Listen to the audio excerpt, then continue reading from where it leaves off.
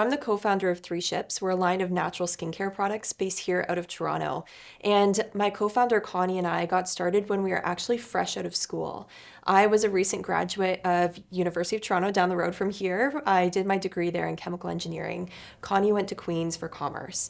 And both her and I were huge consumers and fans of natural beauty, but we're frustrated two main issues existed within the industry. So the first problem that we were finding is that products were just so expensive and would constantly overpromise and underdeliver. Especially as recent grads, we couldn't justify spending $400 on a full routine, which is what high quality products were costing. And then the second problem that we faced is when we were looking to buy natural products, what we ended up finding instead was so many products were greenwash, claimed to be natural, to attract you to the brand, to get people to pick up the product and try it. But then once you actually flip it over and look at the ingredient list, it was not much natural about it. So those were the two problems that we set out to solve. Initially got started with very scrappy means, no industry connections, no big funding behind us, just $4,000. So Connie and I each put $2,000 into the business and got started by hand making product out of her condo kitchen and fulfilling out of my apartment with my two roommates. And then we've scaled and grown the brand since then. So now fast forward to today, we're an 8-figure brand in revenue. We have a team of 15 incredible people that work for us, and we're carried at close to 1,000 retail doors across Canada and the US. So it's been quite the journey over the last 7 years now since those very early days. For us, it really came down to the problem that I was facing. I knew I wasn't the only one because I would go on forums like Reddit and people would be talking about these same issues of not being able to find what I would consider like the holy grail of skincare. So something that has the intersection of natural, affordable, and also effective. And I was like, why is this so hard to actually find and to formulate? So I wasn't too intimidated by the size of the market or the saturation. If anything, to me, that was a proof point that it's like this market is vast. There's always room for one more entrant within a large market space. When I talk to young women or people in general that are looking to start a business and they're worried or turned off by market dynamics, you can always find and carve out your unique angle.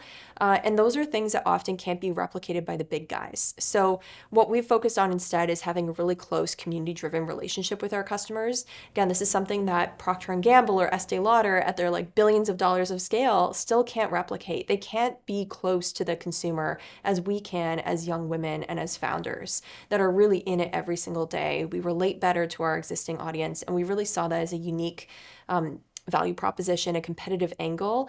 And it served us incredibly well, actually, over the last 7 years. And I think that this comes back to another common problem that I think many of us face when we're thinking about starting out or just taking those initial steps. And we've all heard the term analysis paralysis. And I think that many new founders really, really struggle with this.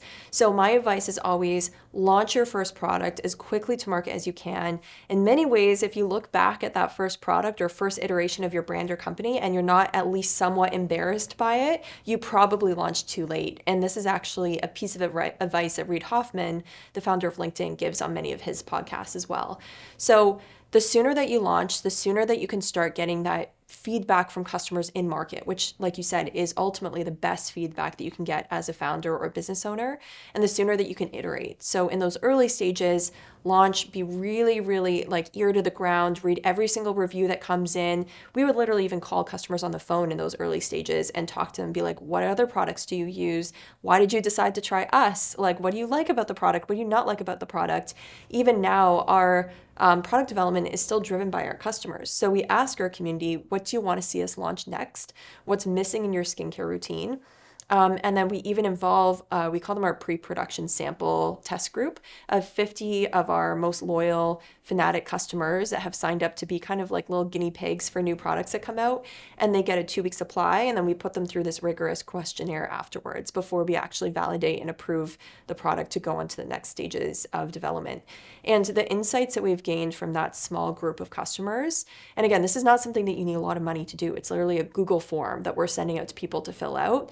And the insights that we've gained from that have actually caused us to go back into development a number of times for different SKUs because we're like, we didn't get it right this first time. Let's go back and reiterate.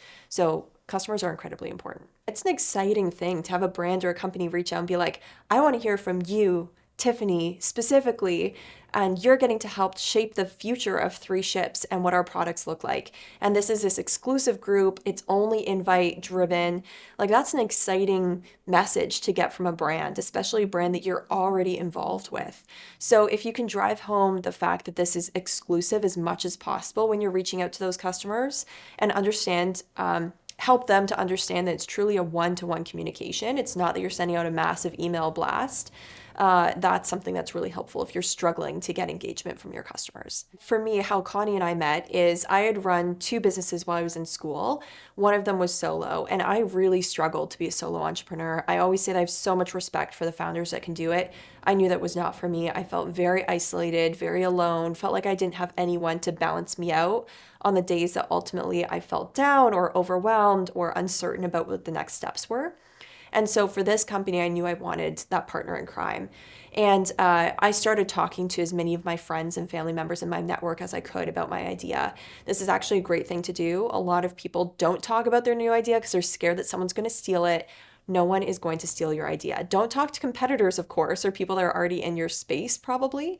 But if you're talking to your friends and general public, it's actually a great exercise because it'll allow you to be held accountable to somebody else, because the next time that you see that aunt or uncle and they ask you, oh, how's your idea for an ice cream shop coming along? And you tell them, oh, I haven't done anything in the 3 months since I told you about that. It holds you accountable to the idea and getting started. So talk to people about your idea, obviously people that you trust. And then the second thing that they can help with is connecting you with resources. So that's actually how I met Connie, was through one of my friends. So it was one of my friends from engineering school who knew Connie way back from middle school. And he was like, oh, you're thinking of starting this natural skincare line. You should meet my friend Connie. She was always huge into beauty as like a consumer. Get her feedback. So Connie and I met up. It was only supposed to be like a 45-minute sushi dinner. I bought my little minimum viable product that I made in my own kitchen at my condo, and just talked to her about what her impression of the natural skincare space was. And through that conversation, started to realize that she had always actually wanted to start a business, but didn't have an idea. And I had an idea for a company, but needed a co-founder. And we started to get deeper and deeper into the weeds. I started to ask her questions about her values. These are really important things to figure out early on. What are their core values that they were raised under and raised by with their family? Does that align with your values as well? Is this someone that you could spend a lot of time one-on-one with and not want to like pull your hair out of frustration? You need to be really honest with yourself about that. And also, does your version of success look the same as their version of success? Because it's very different for different people. Some people are like, I want to do the 4-hour work week a la Tim Ferriss and only think about my business for 30 minutes a day, and the rest of the time I want to be sipping Mai Tais on the beach. And that is success to some people. Whereas others might be like, I want to work 100 hours a week for 2 years and then sell the company for $2 billion. And that's their version of success. And those are obviously 2 different extremes. Most people fall somewhere in the middle, but you need to make sure that you're at least close to where each other are, because if Connie wanted to work 2 hours a day and I wanted to work 14 hours a day, we're probably not going to have a very successful founder relationship, even though we're both fine and justified in our versions of success. So make sure that your vision of what your life would look like in like 5 or 10 years is very similar, and the work that you're willing to put in to get to that point is really similar. And then another thing that I always advise new founders about when they're looking for their co-founder, if they decide that they want one, is to actually ask about their Myers-Briggs type, because I find that this is a good impartial way to look and be like, okay, do our strengths and weaknesses balance each other out? Connie and I ended up actually being polar opposite Myers-Briggs types, which was very interesting. So I'm an introvert, Connie's an extrovert. It means that we balance each other out with like social events. She's great in like large groups of people, of networking, mix and mingling. She can meet someone and remember their dog's name 6 months later. Whereas I have a hard time remembering someone's name that I met like 40 minutes ago. So you need someone that has those different strengths that balance out your weaknesses. And this was something that became very obvious in that first founder date that Connie and I went on. So after that first conversation, which was supposed to be 45 minutes, turned into 3 hours, I asked her at the end, I was like, do you want to go into business with me? I'll give you 50% of the company. You'll have to invest $2,000 because that's what I've put in. We're going to be 50-50 partners. Take some time to think about it. And Connie was immediately in. So I think we got kind of lucky that it happened so organically and quickly for when I was looking, but I don't also think it's an accident that asking those specific questions and thinking about those things so early on has served us so well and that we've been able to maintain such a great relationship over the last 7 years. It's important to be self aware as a founder, I think, because you have to hire around your weaknesses. If you're already strong at something, you don't need more people that have that strength. You need people that are good at the things that you're bad at. People always say choosing your co-founder is the most important decision. Choosing your investors is the second most important decision, ahead of even who you decide to hire. Because once you have those contracts signed, especially later on when board seats are involved, it's like you're getting into bed together within business. So for us, what our fundraising journey has looked like up to this point is we've raised 3 rounds of capital. We're now working on our 4th round. The first one was basically a friends and family round, very, very small, around $120,000, I think, basically from a group of 5 angels that we had gotten connected with that just believed in the vision of the brand. This was before 3 Ships in its current form had even launched. So we had our past brand that we had worked on that we had launched out of Connie's Condo Kitchen that we ended up having to rebrand into 3 Ships, which launched around 4 years ago. And to do that rebrand, because we wanted to do it right and with resources that we didn't have the first time, we knew that we needed to raise a little bit of money. So that was the first round. The next round we did in, I think it was like October of 2020, and this was a larger seed round. So this was with all angels again from broad different industries. It was right after we had filmed our segment on Dragon's Den, so we kind of took that momentum and leveraged it into a round. We were able to close, I believe it was $1.4 million within just 2 weeks of a period of time. So a very, very quick close. Next round after that was the first time that we partnered with BDC's Thrive Venture Fund, which was incredible. This was our first venture capital check, our first non-angel investment. And that does help to elevate your financial responsibilities and oversight into the business, which sounds like a bad thing, but can actually be a great thing if you have the right partners. So for us, throughout those 3 rounds of funding, and during that second seed round, we did, I think it was $1.3 million during that round. So it was roughly the same size as our pre-seed.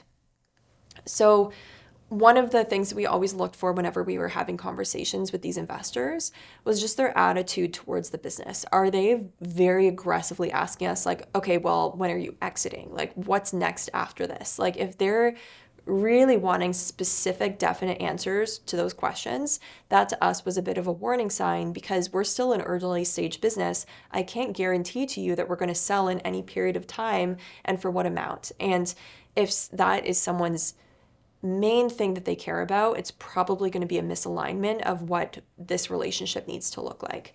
The second thing that we looked for was just an understanding of what their role really is within the company, especially in those early stages.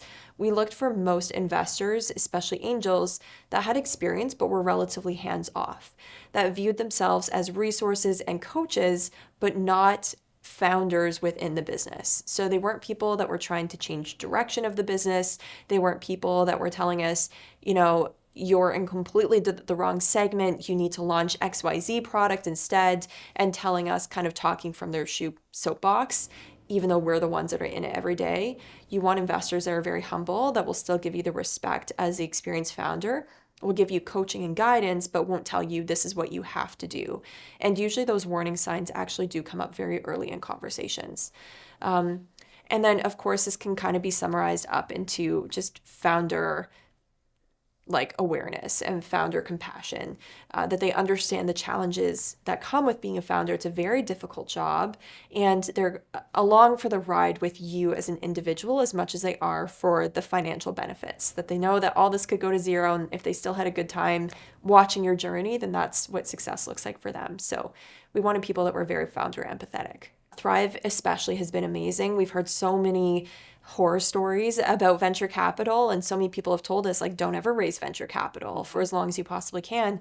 But there are benefits in having VC money because it does give you kind of like the accelerator to pour on a fire. If you've already figured out your growth strategies and you want to grow faster, there is so much value in that money, especially in a really crowded space like beauty, because speed to market is important. Once you have that unique angle that you've discovered, you really want to hammer it home. So VC VC comes with huge benefits in that way. And they also have experience in getting in the weeds with other companies, and they can share that experience with you and actually save you a lot of time and many mistakes because they've seen it happen before in their other positions with other portfolio companies that they've invested in. And also with them having board seats, they're able to actually, help to guide that future at least a little bit. I would always caution against giving away board control to anyone outside the business. You want to keep that for as long as you possibly can. But Thrive has been incredible to work with. They've been very founder empathetic. Our main partner there is Mona, and she's just incredible to work with. Yeah, we feel very, very, very lucky to have a VC that truly cares about the success of the brand and not just the return for themselves. I feel like we have so much to be optimistic about. I'm optimistic about the future of women within entrepreneurship in particular. I meet so many young women that are around my age or maybe a little bit younger that are so excited about their companies, are very passionate, that are hungry, that are go-getters, that know what it means to like be good at selling. That's always a skill that we really encourage women in particular to get good at. So I think continuing to encourage more women to participate and to found companies, I feel very optimistic about that. I actually feel very optimistic about technology and AI. I think it has so many benefits for small businesses in particular to be able to do more with the limited resources that they do have. I think that it's an incredible asset for founders to tap into and to help scale their businesses that even we didn't have back when we first started. So I think there's a lot to be excited about. Like I think within beauty, once you get past the $5 million in revenue threshold is the point at which you become like, you've proven out like an actual niche within the market. So it's really exciting to be beyond that now and to be in the scale up mode. It's great. And it's of course not been without its challenges as well. There's just been crazy stuff that's happened in that period of time, but it's all part of the journey, we always say. The inspired by brands have changed as we've gone through this journey. Unfortunately, a lot of the ones that we were inspired by early on that we were like, oh my gosh, they're huge. Now they're either out of business or we've like far surpassed them. So that's a bit of a weird feeling. But now probably some of the brands I really admire are brands I've exited to some of the big CPG companies. So companies like Tatcha, I really admire. Hero Cosmetics, we know the founder of that company and she's incredible. I really admire her. And then also some like kind of fringe players that aren't necessarily within our space, but are within the same vertical. So like Tara Bosch, who I'm sure you've heard of, like founder of Smart Suites. She's one of our investors and I'm really inspired by her and her story. Actually, most of our angels we found through running into someone accidentally at a trade show. So we were at this trade show called Shop Talk, managed to get free tickets through one of their like small business hosted programs. And I had lined up a bunch of meetings with investors while we were there just to like start talking to people and be like, how do these conversations go? And I thought that someone that we walked up to was someone that we were supposed to meet because he looked very similar to this guy that we were meeting. So I walked up to him and I was like, oh, hey, Alistair, like, I'm Laura, nice to meet you. And he's like, oh, no, like, I'm not Alistair, I'm Sebastian. Like, and I was like, oh, no problem. Sorry about that. Like, good luck with your meeting. And even just through that small interaction, because of how friendly we were, he looked at our company name tags, searched us up, and then sent us an email. It's like, oh, if you're talking to investors, because we're in this area that investors and brands meet, like, let's have a meeting while we're here. And he ended up being one of the team members at Lyra Growth, which is a fund out of Vancouver, and connected us with another angel who then connected us with the Forum Group, who then connected us with more angels and more angels. So I think like probably 70% of our investors have come from that one accidental, oops, we ran into the wrong person at this conference. So like that's not something that you can fabricate or find online. Like you have to go out and like, even if you accidentally connect with somebody who is someone else, like if you leave a good impression, you don't know what it can turn into. It's almost always how it happens, that your round fills from introductions. Yeah. So that's another piece of advice that we always give is like, even when you get a no, because 90% of the conversations that you have are going to be no or not right now. Usually it's not right now, which is a nice way of saying no. But even when that happens, always ask for an intro and be like, okay, if it's not right for you right now, like, do you have 2 other people in your network that you think this might be right for? And they'll almost always introduce you. It's crazy. Connie and I have done that throughout like all of the rounds. We've sent a monthly actual update to any investor that we've spoken with that we're like, okay, this is someone that we want to keep along for the journey, that we have a good vibe from, that like check those boxes about being founder empathetic. And it's done so well to have those updates going out because it means that when we have an ask from them, there's not this huge amount to catch up on, and like Yeah. we're already front of mind.